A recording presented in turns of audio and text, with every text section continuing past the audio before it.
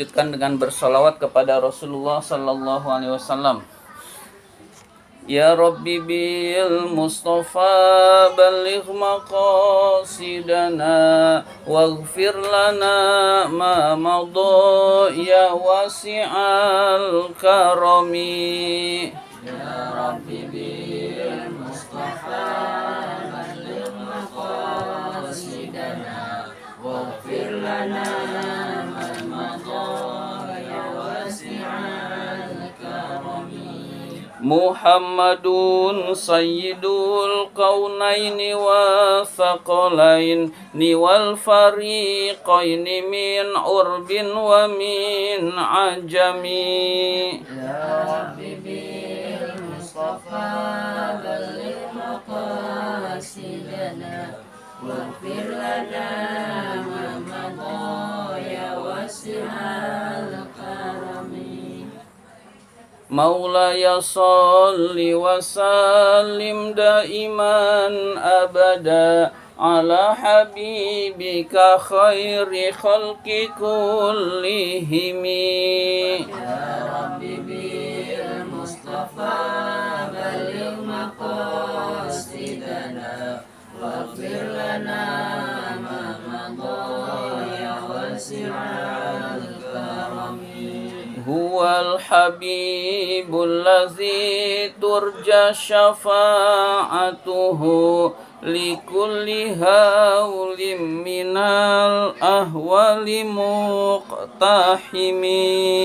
Ya Rabbi bil Mustafa balligh maqasidana waghfir lana ma madha ya wasi'al karami. Bismillahirrahmanirrahim. Kita lanjutkan pembahasan kitab Kifayatul Atqiya. Sebelum itu pengumuman dulu. Pengumumannya adalah minggu depan terakhir. Jadi minggu depan itu terakhir ngaji, tidak pakai penutupan, ngaji biasa hanya terakhir saja karena mau menyambut bulan Ramadan seperti biasa. Satu persatu pengajian-pengajiannya ditawakufkan sementara.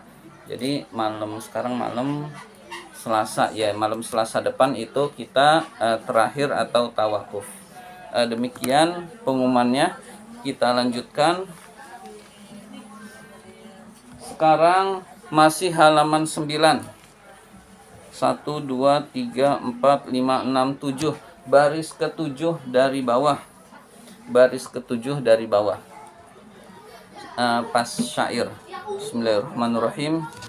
Mudah-mudahan kelihatan. Fasyari'atun ahzun bidinil khaliqi wa qiyamuhu bil amri wan nahyin jala. Fasyari'atun ahzun bidinil khaliqi wa qiyamuhu bil amri wan nahyin jala. Sekali lagi, fasyari'atun ahzun bidinil khaliqi wa qiyamuhu bil amri wan nahyin jala. Fasyari'atun, maka syariat itu adalah. Nah itu fasyari'atun khobar. Khobar mubtada. Fasyari'atun, maka syariat itu adalah. Ahzun, mengambil. Ahzun, mengambil. Apa yang diambil? Bidinil kholiqi, agama pencipta, agama Allah sang pencipta. Jadi mengambil artinya berpegang teguh kepada agama Allah sang pencipta. Allah itu pencipta manusia. Allah tahu mana yang baik buat manusia, mana yang buruk buat manusia. Yang baik buat manusia Allah perintah, yang buruk buat manusia Allah larang, karena Allah paling tahu yang terbaik buat manusia maupun makhluknya yang lain. Jadi syariat adalah mengambil agama Allah sang pencipta, maksudnya berpegang teguh kepada agama Allah sang pencipta. Wa qiyamuhu, dan menegakkannya, bil amri, baik itu perintah, wan nahyi, maupun larangan. Menegakkan perintah dan larangan, artinya perintah dijalankan, larangan ditinggalkan. Jadi artinya adalah perintah Allah dikerjakan, larangan Allah ditinggalkan. Injala, yang telah menjadi jelas. Injala, yang telah menjadi jelas perintah Allah dan larangan Allah tersebut. Jadi yang dia sudah jelas perintah Allah, larangan Allah, dia ambil, dia tegakkan. Artinya perintah Allah dilaksanakan dan larangan Allah dia tinggalkan. Itu makna syariat. Jadi syariat itu, saya ulangi, syariat itu mengambil, artinya berpegang teguh kepada agama Allah sang pencipta, melaksanakan amar ma'ruf dan nahi mungkar. Yang Allah perintahkan dikerjakan, yang larangan Allah dia tinggalkan, dan perintah Allah maupun larangan Allah yang sudah menjadi jelas, bagi orang tersebut. Bismillahirrahmanirrahim. Syarahnya, lamma faragha, tatkala musannif selesai. Lamma faragha, tatkala musannif itu pengarang kitab, selesai. Min zikri tamsilil qaumi, menyebutkan perumpamaan ulama ahli tasawuf. Al qaum di sini di kitab ini ulama ahli tasawuf. Jadi ketika musannif telah selesai menyebutkan perumpamaan ahli tasawuf laha, tentang syariat, makrifat, hakikat, tentang syariat, tarikat, dan hakikat. Makrifat tidak. Ya, jadi tentang syariat, tarikat, dan hakikat. Itu laha. Kok domirnya laha? Laha itu adalah hiya. Hiya itu mufrad muannas. Jamak yang tidak berakal itu dihukumi mufrad muannas. Syariat, tarikat, dan hakikat ada 3. Nah, itu tidak berakal. Ya, kalau berakal itu manusia, kemudian malaikat, kemudian ya orang. Nah, itu namanya kaum muslimin, itu namanya berakal. Kalau ini tidak berakal, jadi pakainya ha. Laha, tentang ketiga hal tadi. Syara'a, maka beliau musannif memulai fi bayani ma'aniha, di dalam menjelaskan arti-artinya, menjelaskan arti syariat, arti tarikat, dan arti hakikat. Tiga-tiganya akan dijelaskan. Yang pertama adalah syariat. Faqala, maka beliau berkata, nazom tersebut yang berbunyi fasyari'atun ila akhirihi. Kalimat fasyari'atun ila akhirihi sampai akhir nazom. Hamzah, lam, kha, artinya ila akhirihi, sampai akhir nazom. Yang kalau lengkapnya fasyari'atun ahzun bidinil khaliqi wa qiyamuhu bil amri wan nahyin jala. Yakni, yaitu anna syari'ata, bahwa syariat itu adalah, anna memiliki khobar. Khobarnya ahzuhu, mengambilnya seseorang, wattiba'uhu, dan mengikutinya seseorang, lidinil ilahi, kepada agama Tuhan, kepada agama Tuhannya.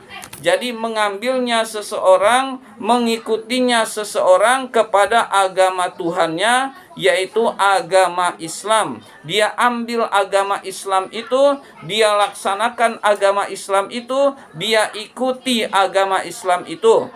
Wamtithaluhu, melaksanakannya dia seseorang, lil ma'murati, kepada perintah-perintah agama atau perintah-perintah Allah, wajtinabuhu, dan menjauhinya orang tersebut, al-manhiyati, larangan-larangan agama ataupun larangan-larangan Allah Subhanahu wa taala. Itu namanya syariat. Berpegang teguh dan bertakwa kepada Allah, lalu istiqomah di dalam takwa, itu namanya syariat. Itu baru syariat. Jadi yang fisik, yang nampak, yang kelihatan kegiatannya, itu namanya syariat. Yang zahir. Qala Syaikhu Ali ibni Haini, Ali ibnu Al-Haini, Syekh Ali bin Al-Haini berkata, radhiyallahu anhu, semoga Allah meridhai beliau. Syekh Ali bin Al-Haini berkata, asy-syari'atu, syariat adalah ma warada bihit taklifu, apa-apa yang dijalankan oleh pemaksaan diri. Apa-apa yang dijalankan oleh pemaksaan diri. Kita paksa diri kita untuk sholat, kita paksa diri kita untuk bayar zakat, kita paksa diri kita untuk berpuasa, kita paksa diri kita untuk beramal soleh, untuk bersedekah, kita paksa diri kita menjauhi larangan-larangan Allah, kita paksa diri kita menjauhi zina, menjauhi mabuk, menjauhi narkoba, menjauhi yang seluruh yang tidak baik. Nah, itu namanya apa-apa yang dilakukan oleh pemaksaan diri, itu namanya syariat. Jadi kita awal takwa itu dipaksa dulu. Kita memang sudah sadar bahwa perintah Allah itu bermanfaat, tapi memulainya pasti dengan pemaksaan. Berasa tidak enak. Nah, berasa tidak enak itu berarti masih syariat, masih berat, tetapi terus kita jalankan sampai istiqomah. Wal haqiqatu, hakikat adalah ma hasala bihi ta'rifu, apa-apa yang dihasilkan oleh pengenalan Allah. Apa-apa yang dihasilkan oleh pengenalan Allah. Orang yang sudah mengenal Allah dengan sebenar-benarnya, dia merasakan nikmatnya ibadah, dia merasakan nikmat-nikmatnya ketaatan, sehingga bukan lagi dengan paksaan-paksaan baik diri maupun dari orang lain. Guru udah gak usah nyuruh dia sholat, diri sendiri udah gak maksa dirinya untuk sholat, dia sholat karena sudah rindu pengen sholat. Nah, itu namanya sudah hakikat. Jadi hakikat itu dia berhasil mengenal Allah, dia berhasil merasakan nikmatnya ibadah. Nikmatnya ibadah itu sampai kalau taraf tarikat. Jadi orang yang tarikat itu dia sudah bisa merasakan nikmatnya ibadah.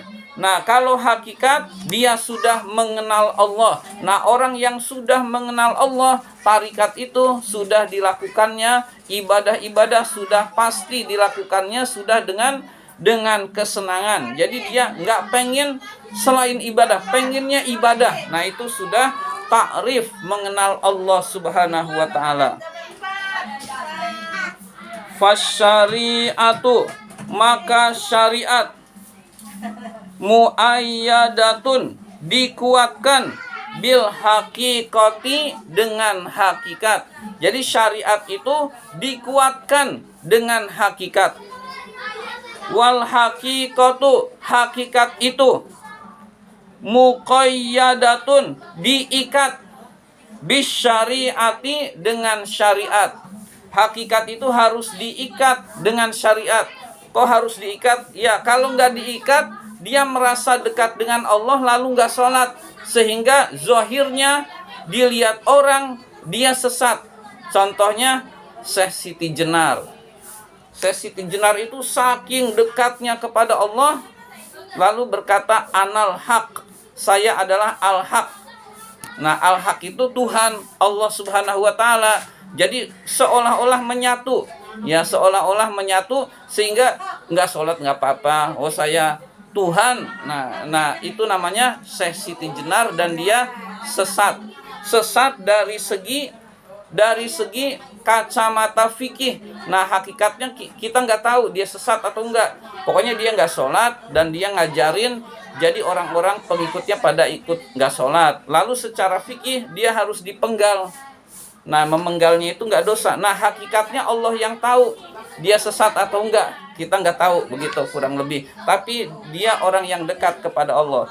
Itu artinya hakikat itu harus diikat dengan syariat.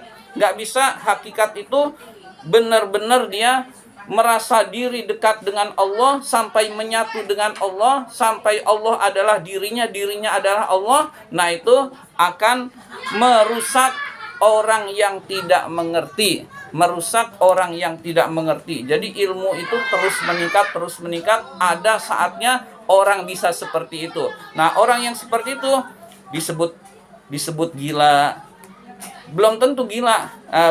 Orang yang seperti itu bisa dianggap tidak waras ataupun ilmunya ketinggian. Nah, kita memang belum sampai ke taraf itu. Jadi hakikat itu harus diikat dengan syariat. Ketentuan agama tetap dia jalankan. Iya.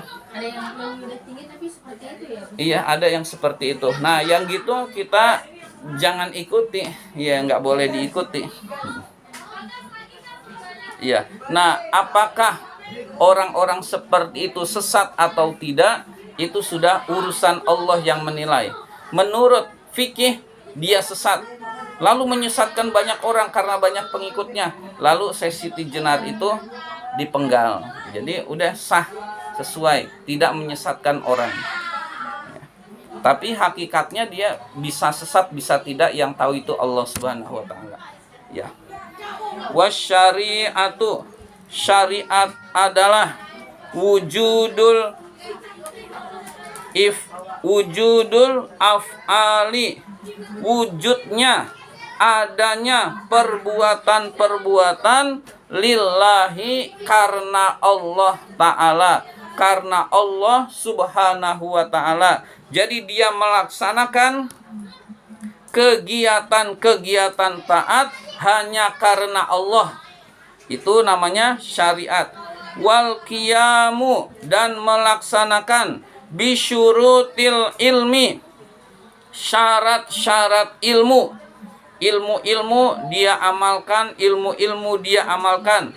Biwasitotir rusuli, dengan wasilah, dengan perantaraan. Wasitoh, perantaraan rasul.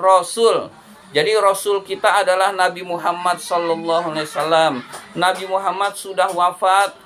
Nabi Muhammad mewariskan kepada para ulama, para sahabat ke tabi'in, tabi'in ke tabi'in, terus sampai kepada para ulama, sampai kepada kita. Nah, itu ajaran Nabi Muhammad, Rasul sampai kepada kita. Itulah yang kita ajarkan, kita pelajari, kita amalkan. Ya, itu namanya syariat. Jadi yang kita pelajari di dalam pelajaran-pelajaran agama, amalkan. Itu namanya syariat. Wal haqiqatu, hakikat adalah syuhudul af'ali, menyaksikan amal, billahi ta'ala, karena Allah Ta'ala. Menyaksikan bahwa amal itu atas anugerah Allah, bukan atas usaha kita. Iya, kita usaha. Kalau kita masih merasa ada usaha kita, itu namanya masih syariat, dan itu boleh. Tapi kalau kita merasa bahwa seluruhnya itu sebetulnya sudah dari Allah, saya bisa begini karena Allah yang nolong, saya bisa taat karena dikehendaki oleh Allah. Allah ngasih kehendak kepada kita. Lalu anggota tubuh kita ini sehat, sehatnya dari Allah. Tangan kita ini sehat, sehatnya dari Allah. Otak kita ini waras, warasnya dari Allah. Kalau Allah mau kosletin sedikit, itu sangat bisa. Begitu juga anggota tubuh kita. Kalau Allah mau kasih sakit sedikit, itu sangat bisa. Jadi kehendaknya dalam hati kita dikasih oleh Allah, kita bisa melaksanakan taat dari Allah, sehingga orang yang hakikat menyaksikan bahwa amal-amal ini seluruhnya anugerah dari Allah Subhanahu wa taala, dan dia bersyukur. Nah, dia bersyukur, disyukuri lagi, maka sebetulnya kita tidak mampu, hakikatnya itu kita tidak mampu bersyukur yang sebenarnya. Karena kita ibadah nikmat dari Allah, harus bersyukur. Lalu kita bisa bersyukur nikmat dari Allah. Yang lebih besar dari bersyukur adalah bisa bersyukur atas nikmat. Bisa bersyukur atas nikmat juga nikmat dari Allah. Nah, harus kita syukur lagi, sudah nggak bisa, sudah mentok. Itulah kurang lebih berarti kita ini memandang diri kita ini lemah. Jadi yang kuat adalah Allah Subhanahu wa taala. Hakikat juga adalah wal istislamu, memasrahkan diri. Li ghalabatil hukmi, kepada yang maha kuat hukumnya. Bitakdirin, dengan takdir. La biwasitotin, bukan dengan perantara. Kita ini diberikan rezeki lewat perantara, lewat gaji pegawai negeri, lewat berdagang, lewat usaha. Nah, orang yang hakikat itu yakin benar tentang takdir Allah, bukan menggantungkan pada perantara. Udah yakinnya pada Allah, itu hanya perantara. Jadi dia sangat yakin, lalu memasrahkan dirinya hanya kepada Allah, bukan kepada usaha-usahanya. Usaha-usaha dia biasa, usaha dia anggap usaha ini saya berusaha itu perintah Allah, saya tunaikan aja perintah Allah. Nah, urusan dia berhasil adalah anugerah dari Allah, dan dia yakinnya kepada takdir dan bukan kepada usaha-usaha atau perantara-perantara yang dia lakukan. Intaha, selesai sudah keterangan syarah ini. Al-I'rab itu insya Allah minggu depan. Demikian pembahasan kitab Kifayatul Atqiya pada pertemuan kali ini. Mari kita tutup dengan hamdalah. Alhamdulillahirabbil alamin.